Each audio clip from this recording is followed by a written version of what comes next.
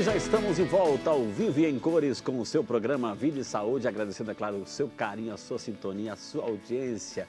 Hoje estamos falando sobre a saúde do homem. Estamos recebendo aqui o médico urologista, Dr. Maurício Moreira da Silva Júnior, que está aqui para nos esclarecer, para dar esse alerta, essas informações necessárias aí para todos os homens. Todos os homens, como a gente já disse aqui, já viu, e é uma verdade, é fato, é estatística, que os homens são um pouco mais descuidados em relação à sua saúde, mas hoje nós queremos vencer essa barreira e aí dar essas dicas, esses alertas aí para todos os homens. Vá ligando, o telefone está aí, 19-3871-9620, para você ligar e interagir conosco. Também temos o nosso e-mail, fique à vontade, o computador está aqui na minha frente, viu? videsaude@rs21.com.br. Doutor, eu quero mandar um abraço lá para Santa Catarina, cidade de Araranguá. Hoje em especial, está todo mundo assistindo, tem um fã-clube lá assistindo, assim.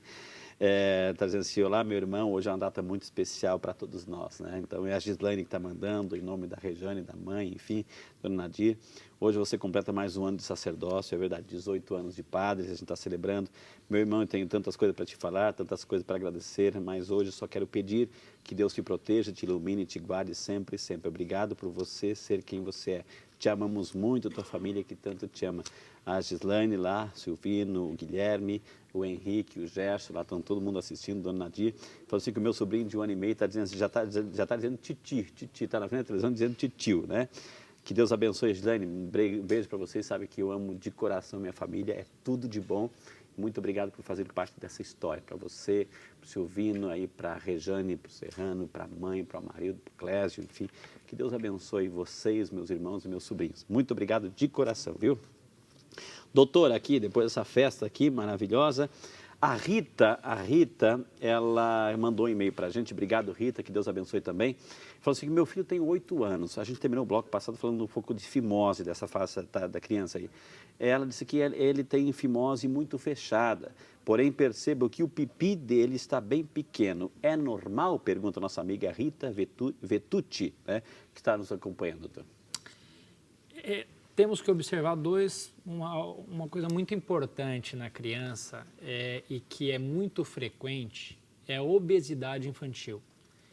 É uma patologia grave que deve ter cuidados com isso, deve procurar uma orientação nutricional e médica. E por que eu estou falando de obesidade e me falou que tinha fimose? É lógico que a fimose é importante definir se realmente é uma fimose, se realmente tem uma dificuldade de exposição da glande.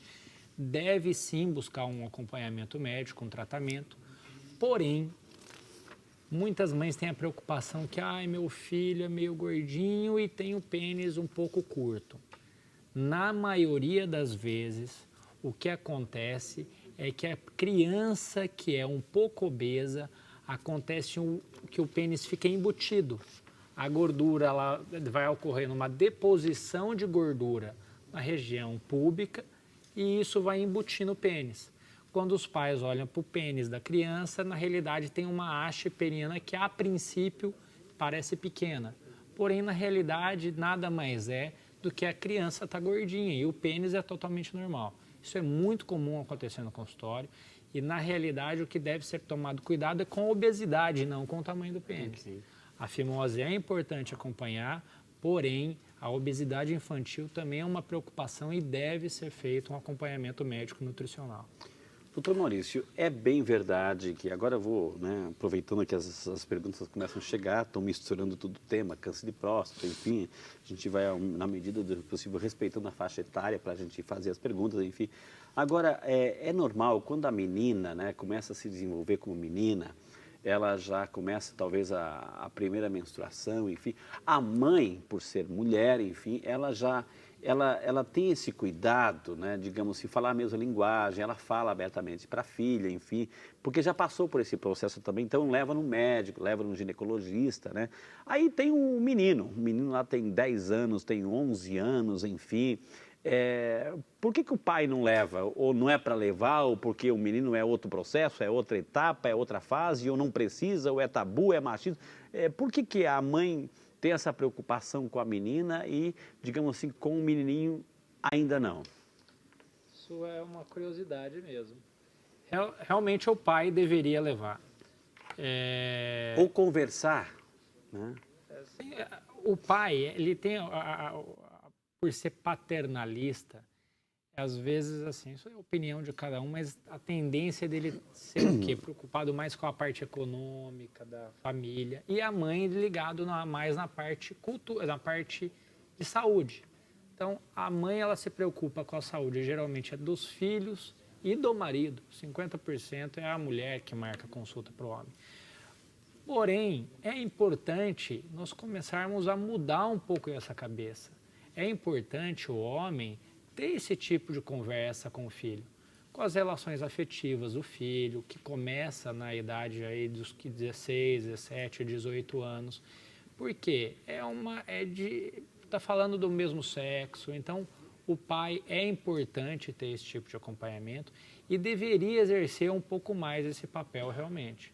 Eu acho que esse tipo de programa, acho que ajuda a abrir a cabeça, entrar novas ideias e começar esse desenvolvimento cultural a mudar isso daí um pouco.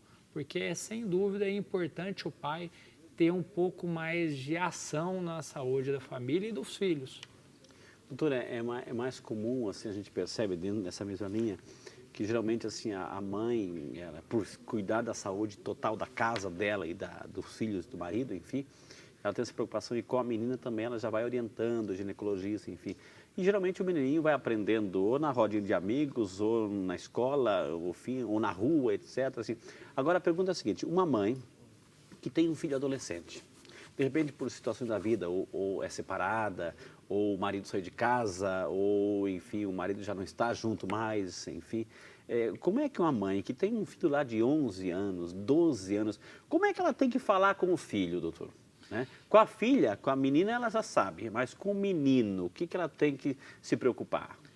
O menino ele tem que tomar cuidado, com a mãe ela tem que ser um pouco mais cautelosa e ter uma preocupação a mais com o menino, porque a tendência dessas relações afetivas do menino precoces, ser mais precoces, às vezes eles lógico que isso vai depender muito de faixa etária, isso vai depender muito de área e localização, dos tipos de amizade, de que colégio frequenta, mas na falta do pai, sem dúvida, infelizmente, tem que ser a mãe que tem que fazer esse papel.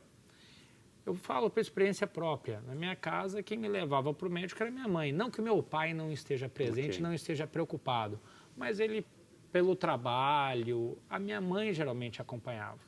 E isso gera o quê? Isso já gera desde lá de trás uma ideia do que o pai não é preocupado com a saúde e sim a mãe. Então a mãe ela tem a tendência de ter uma preocupação maior da família. Temos que mudar essa cultura. O pai, ele procurando o médico, ele cuidando da sua saúde, ele vai mostrar para o seu filho que é importante fazer isso. Então essa ideia, essa mudança de comportamento que hoje lutamos para mudar isso, tanto a Sociedade Brasileira de Urologia como outras sociedades, tem que mudar isso lá atrás. Então o filho, eles têm a tendência de seguir o pai.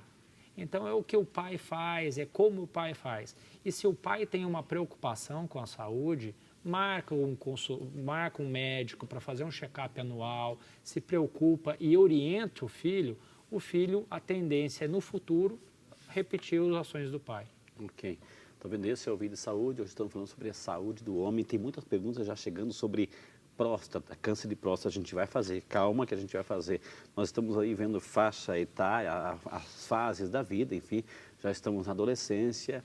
E agora eu quero perguntar para o doutor assim, e na fase jovem, o garoto já é jovem, já está lá aos seus 16, 17, 18 anos, assim, qual é a preocupação, o que ele está passando, né? Essa explosão hormonal, essa busca também para a questão afetiva, qual é a preocupação que ele tem que ter? Qual é a pessoa que os pais têm que ter com o seu filho que já é jovem? Basicamente, essa fase começa o menino a procurar suas relações afetivas.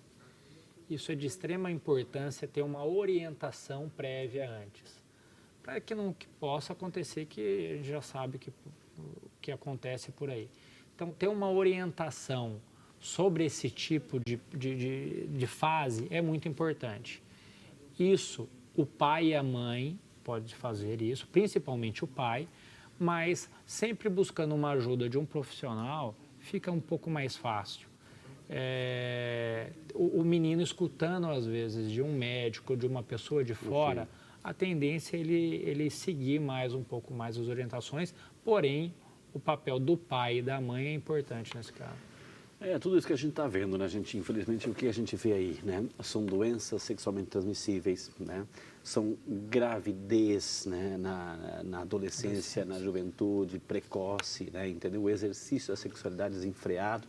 Há, de repente, toda uma política, a sociedade empurra para que a menina, para que o menino já exerça, enfim, é feio se não fazer. Então, tudo isso precisa desta orientação. É aí que entra o papel fundamental do pai e da mãe, porque aparentemente pode ser prazeroso, né?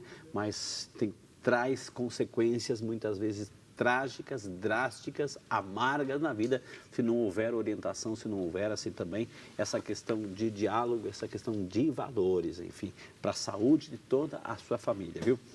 Doutor, vamos lá para a Vanilda Aparecida de Campinas. Dona Vanilda, um beijo no seu coração, muito obrigado por estar conosco.